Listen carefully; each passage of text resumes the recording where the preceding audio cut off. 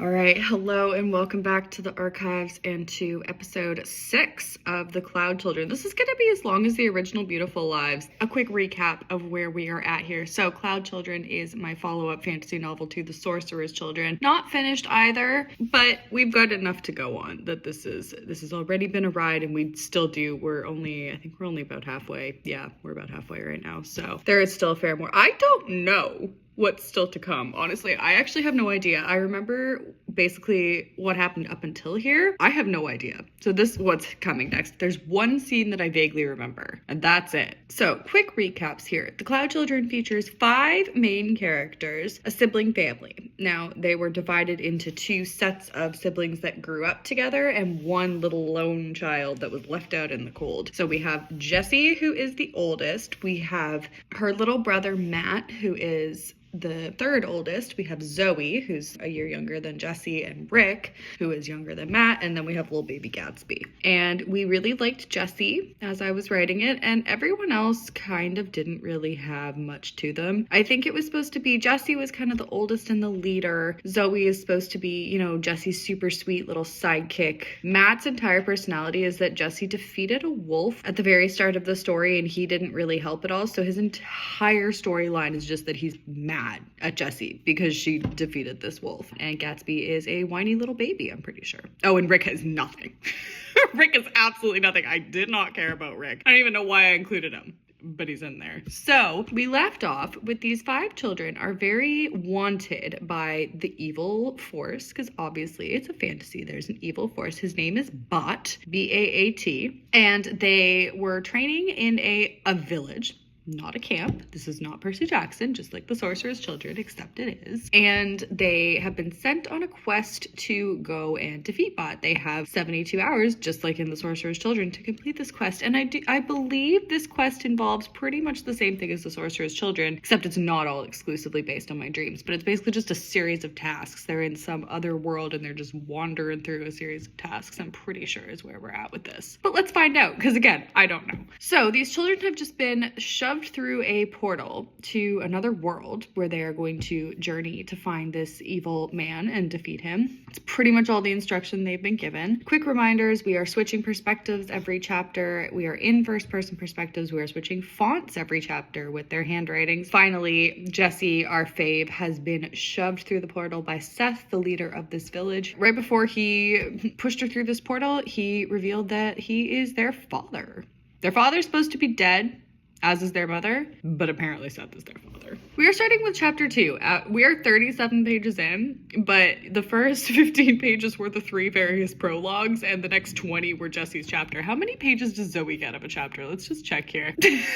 Zoe gets 4 pages of a chapter, I think. Oh, 5. Oh, 6. Oh, no, never mind. Zoe gets 7 pages, and then we're gonna get to Matt and Rick, and they're gonna have 2 pages each. Okay, so we have switched to Zoe's perspective, and Zoe is in Lucida calligraphy font, and Zoe's font is also bolded. Zoe gets a little introduction here. It's about 3 sentences long, because, we needed to establish that Zoe was the narrator now. So she says, "Hi, everyone, it's Zoe. I don't have much time for long intros, but I just wanted to say hi so Jessie wasn't jesting anymore, because in this novel, we don't talk, we jesk, because Jessie is our hero." Ha! I get to write the next part. Go Zoe! So let me see. Okay, it's time to jesk about the poor Jess to the next world. The portal. Zoe begins by saying that she likes describing things. And same, Zoe. But this was impossible to describe.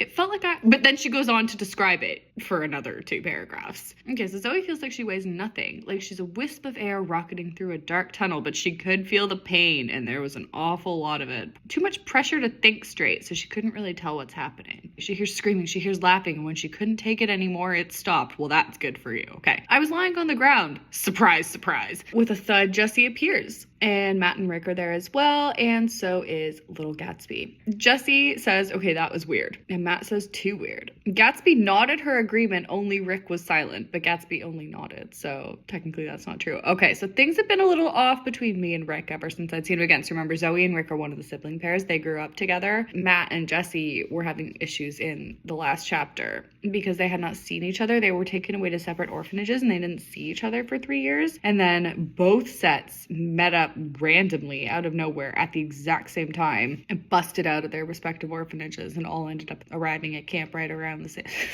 the village right around the same time. Both sets are having issues. And Zoe says, I guess 3 years does that to you. I wasn't too worried because it seemed like Jesse was having problems with Matt too. I think Zoe's personality was, if Jesse does it, I do it. So anything, Zoe just basically worships Jesse is her personality. Okay, we got an impact statement here. Then I heard it. Someone's singing. Everyone's kind of staring after. It doesn't really describe where they are. They're in a hallway. So they hear singing. Beautiful melody. Tugged at my heart. So they all kind of get up and Gatsby starts running. Gatsby's a little liability. I don't know how old she's intended to be. I think when I started this again, I feel like I was remembering her as very young, 6 or something. I think she's 9. Like, I think she's only a year younger than Rick, but I've written her as very young, I'm pretty sure. Gatsby runs off. Gaddy! Jesse and Zoe are super nurturing and motherly. They start running after her. The boys do not care, but they follow. Zoe can see Gaddy's blonde hair flapping in the wind as she runs. So we do not have someone with caramel colored hair. It might change. I'm pretty sure Amy's changed halfway through The Sorcerer's Children to caramel colored, so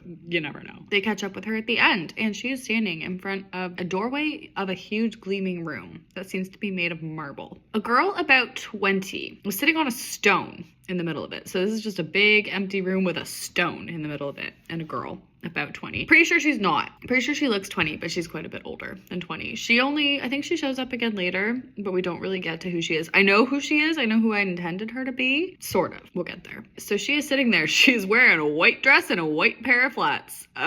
Silver eyes. Ooh, that glowed. Oh, glowed like the moon. I thought it said glowed in the moon for a second. I was going to say they're supposed to be underground or something. In my mind, I'm pretty sure they're in some underground alternative world. Okay, so she looks up at them. Oh, and her smile fades. I guess so she's just creepily sitting on a rock and smiling and singing. It says, who are you? And Zoe's obsessed immediately. I was speechless. And yes, I know, it was only a person, but she was the most beautiful person I'd ever seen. Her complexion was perfect. She glowed energy. Her skin was pale white, but her cheeks were tinted with red. Her eyes were a bit creepy. Oh, but they put me in some kind of trance. I think I was trying to imply in this sense that she is similar to Emma in The Sorcerer's Children. She can kind of hypnotize you just with her eyes. Oh, but Jesse, luckily, was not speechless because Jesse is bold and brave and great. So Jesse steps forward and smiles at the woman and introduces them. Says, this is my family. I'm Jesse Prince. This is my family. The woman's mouth fell open. I could see her perfectly straight white teeth. You're the princess? She doesn't dare to believe Jesse. Jesse says, yeah, who are you? The woman says, greetings, Prince family. I am Jasmine. I smiled at her and tried to wave, but I was rooted to the spot. Zoe's just, oh my God. Let me guess. Jasmine looks over and says, you're Zoe? And Zoe can barely even nod. Oh boy. This is also weird, considering, again, who this woman is. Matthew, she looks at Matt, and Matt is shell-shocked, and Zoe says she can't blame him because Jasmine seemed like the type of woman who every guy got a crush on. I really hope Matt doesn't have a crush on her. Rick wasn't much better looking. Jasmine looked at him and asked if he was richer. He squeaked most helpfully. And you must be little Gatsby. Oh, Gaddy is taking after Jesse. If she inherited my amazing communication skills, she wouldn't do too well in life. Zoe, don't sell yourself short. I like Zoe. I'm over Jesse. Whatever. She's annoyingly perfect. Again. You are most welcome to pass, but you must know that great dangers await you on the other side of the room, says Jasmine. Jesse smiled fearlessly. God, how does she do that? Zoe. Jesse Prince. Now they all have a moment with Jasmine. Okay, Jesse Prince. Oh, and they get another bracelet. Jasmine tries to give her bracelet. Jesse says, I already have one. Thanks, though. Oh, God. This is a leadership bracelet. Take it and lead, my brave one.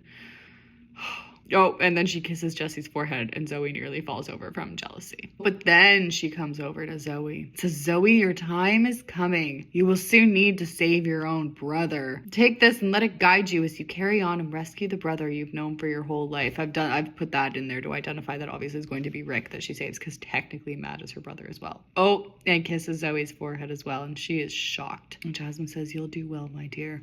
Okay, then she goes to Matt and says, patience, my boy. You will soon get the powers you have been yearning for. And then she goes to Rick and says, Richard, you are soon going to have to trust someone that you aren't sure if you know. Believe me, you know her and you have to trust her. Gives Gatsby her bracelet, says, my brave little healer. Protect, be protected. Good luck. So there's their personalities. Jessie is the leader. Zoe will save Rick. Matt needs to calm down. Rick needs to trust Zoe. And Gatsby is there to be protected. Oh, technically she's the healer. But for the most part, she just runs around and complains. Good luck on the request. I shall see you at the other end if you survive. Then she saluted us and disappeared. That was weird, says Jessie. I looked down at my bracelet. Who was I gonna have to save? Actually, that was a ridiculous question. I already knew. For some reason, I was going to have to save Rick. Surprise, surprise, as she said when she landed on the ground. All right, so they start walking again. Guess who's in the lead? But Zoe is too preoccupied. What was going to happen to Rick? And she is thinking about it so much that she bumps into Matt. Matt says, ow, watch it. Sorry, I retorted. Not sorry at all. No, you're not, says Matt. And Zoe stares at him. This guy was grumpy. Guys, says Jessie, I think I hear something up ahead. Zoe hears it too. It's a hissing sound. It almost sounded like ... Gaddy froze. No, says Gaddy. What's wrong, sweetie? Jessie asks. It's snakes, Jessie. We have to go back. Okay, no, she's identified as 6 years old here. Are you afraid of snakes? Yes. Because she's afraid of everything. Come on, sweetie. I'll take care of you. So Jessie picks her up and they keep going. And they go into a cavern with soaring ceilings and a floor covered with snakes.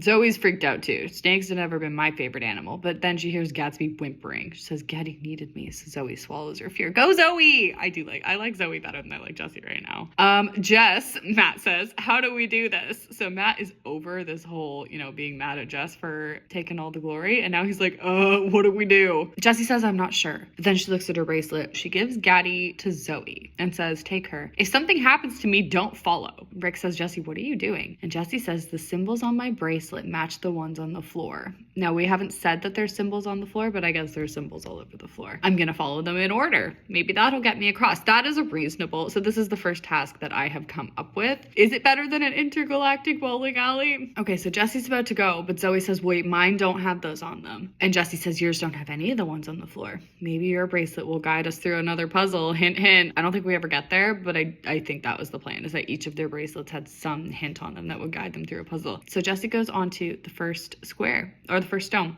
It has a large curly eye on it. Nothing happened. Keeps her focus. Each time she gets to a square, scuffs it with her foot, maybe marking a trail for us, probably because Jessie's brilliant. And she makes it through. Easy peasy. Heart flooded with relief. We couldn't lose Jessie. No, what would you do? I was glad she was safe. I was also glad she was right. I had no idea how to do it otherwise. Jessie says, Zoe, come on. Gaddy looks freaked out by that. And Zoe says, I don't think I should bring her, because Zoe's holding Gatsby at this point. Says, I don't think I should bring her. And Jessie says, are you just going to leave her there? And Zoe says, no, she has to make it through on her own. And Jessie says, yeah, I see what you mean. Gatsby will be fine. Zoe, let's go. Started well enough, but soon enough I was halfway through with no idea where to go. Jess, help! I can't see well enough. What symbol are you on? Jess asks. Zoe says she's standing on a big S, and then she says, wait, I think I see a smudge. And she's about to step, and Jessie goes, no, not that one. And then she makes it.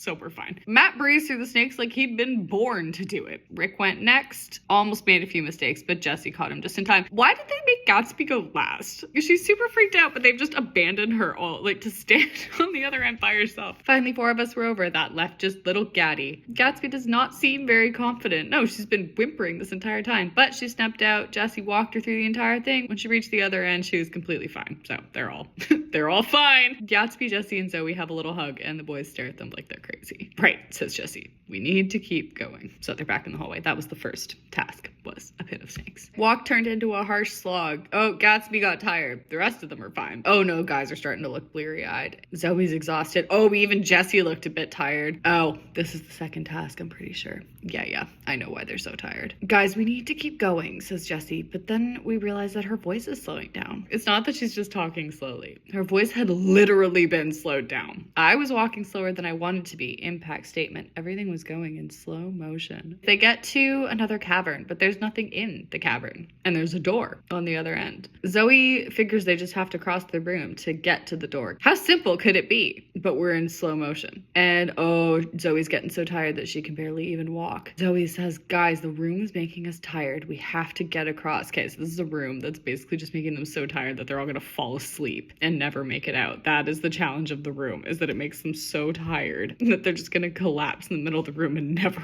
wake up. Okay, so Jesse knows what to do. Jesse says, hold hands and call on each other's power to keep you going. So they're all holding hands and they start going through the room. Took a slow, careful step together. Oh, they're bonding. Everyone's drooping, even Jess. We need to continue emphasizing that when something's affecting Jesse, it's not good. Zoe wants to curl up in a ball and sleep. They are having trouble here. Gatsby falls asleep. Of course she does. Jesse and I hold her up. We are losing the fight. Matt and Rick are almost gone. Sorry, says Matt. He falls asleep. In seconds, we'd lost Rick as well. Then it was just me and Jesse. Jesse puts Gatsby on her back and picks up Matt. And Zoe picks up Rick. So we'd almost reached the middle, which I knew was going to have to be the hardest spot. Things would get easier from then on. How do you know that? We struggled through. Hard enough by ourselves, but carrying other people, oh God, that was hard. I'd never been so tired in my life. I couldn't keep walking. I couldn't! Exclamation point. I was thirsty and tired, and Rick had never been so heavy. But we pushed on. Go Zoe and Jesse. And the reason why Zoe and Jesse are the ones to make it through is because Zoe's the narrator, and obviously it's Jesse. We stepped over the middle, headed towards the door. Rick is getting lighter. My eyelids stopped begging to close, and the dryness in my throat ebbed. So they made it. They get to the end of the room. Jesse says, whoa. I agreed with her. Me too. And the rest of them wake up. Zoe and Jesse fill them in. And Gatsby says, you saved us! To Jesse. Doesn't care about Zoe. Gives Jesse a hug. Goes, you saved us. So did Zoe. Thanks, say Matt and Rick. Matt and Rick are not okay with this because Matt and Rick are embarrassed that their older sisters have to keep saving them. Gatsby says we could have died in there. If we'd fallen asleep, we never would have woken up. At least if you two had. Because yes, you did, Gatsby. Zoe sighs with relief. She feels energized. Like she just had a full cup of coffee. I felt like I could run a mile. Zoe takes Gatsby's hand and smiles at the rest of them. Come on, gang, she says. We have more challenges to get through. Zoe takes the lead. Go, Zoe. That is the end of Zoe's chapter. Okay, that is the episode. That is Zoe. Does Zoe get another chapter? I'm not sure. I feel like Zoe's next chapter is the one that we end the story on. But for now, that is Zoe. That was the beginning of their quest. See you in the next episode of Cloudchildren.